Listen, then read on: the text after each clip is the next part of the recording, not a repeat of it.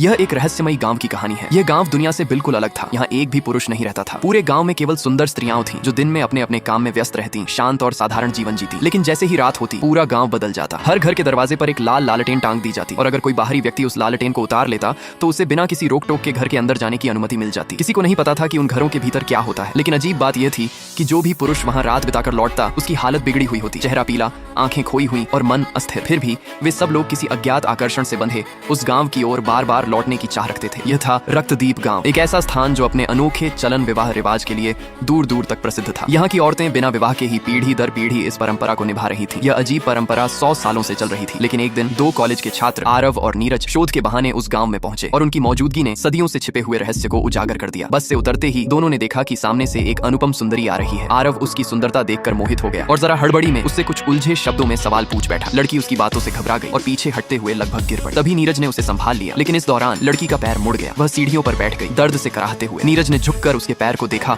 और हल्के हाथों से सहारा दिया। उसे जरा भी अंदाजा नहीं था कि उसकी यही दया आगे चलकर उसकी जान बचा लेगी। नीरज ने लड़की से गांव की उस अजीब चलन विवाह परंपरा के बारे में पूछा तो लड़की का चेहरा तुरंत तनाव से भर गया। उसकी आंखों में डर झलक रहा था। यह देखकर नीरज को यकीन हो गया कि इस गांव में कोई गहरा रहस्य छिपा है। रात होते ही दोनों ने तय किया कि वे सच्चाई का पता लगाएंगे। आरव को रास्ते में एक सुगंधित थैली मिली जिसकी खुशबू उसे मदहोश कर गई। नीरज ने उसे रोका पर आरव मानने वाला नहीं था। वह सीधे गांव की ओर चल पड़ा। थोड़ी देर बाद जब नीरज पहुंचा तो उसने आरव की आवाज सुनी। वह किसी अनदेखे सुख में डूबा हुआ था। यह देखकर नीरज भी सोचने लगा कि शायद यह सब सच ही है और जो चेतावनी लड़की ने दी थी वह केवल डराने के लिए रही होगी। जिज्ञासा उस पर हावी हो गई। जैसे ही नीरज ने एक घर के सामने टंगी लाल लालटेन को उतारा और दरवाजा खोलने ही वाला था, एक हाथ अचानक आगे बढ़ा और उसे रोक लिया। वह वही लड़की थी जिसे उसने दिन में मदद की थी। उसने तेजी से कहा, कृपया अंदर मत जाना, चाहे कुछ भी हो जाए। नीरज हैरान था। उसने पूछा, क्यों? अंदर ऐसा क्या है? लेकिन लड़की कुछ नहीं बोली। उसकी आंखों में बस डर और दया थी। उसने केवल इतना कहा, अगर तुम जिंदा लौटना चाहते हो तो अभी यहाँ से चले जाओ। नीरज अभी सोच ही रहा था कि तभी एक और सुंदर स्त्री आई और पास के घर के दरवाजे पर लाल लालटेन टांग दी। जाने से पहले उसने नीरज की ओर मुस्कुराकर देखा और बस वही मुस्कान नीरज का संयम तोड़ गई। उसके भीतर की जिज्ञासा, आकर्षण और चाह सब एक साथ भड़क उठे। वह लड़की की चेतावनी को भूलकर लालटेन उठाने के लिए बढ़ा ही था कि हवा में अचानक से एक अजीब सी ठंडक फैल गई। मानो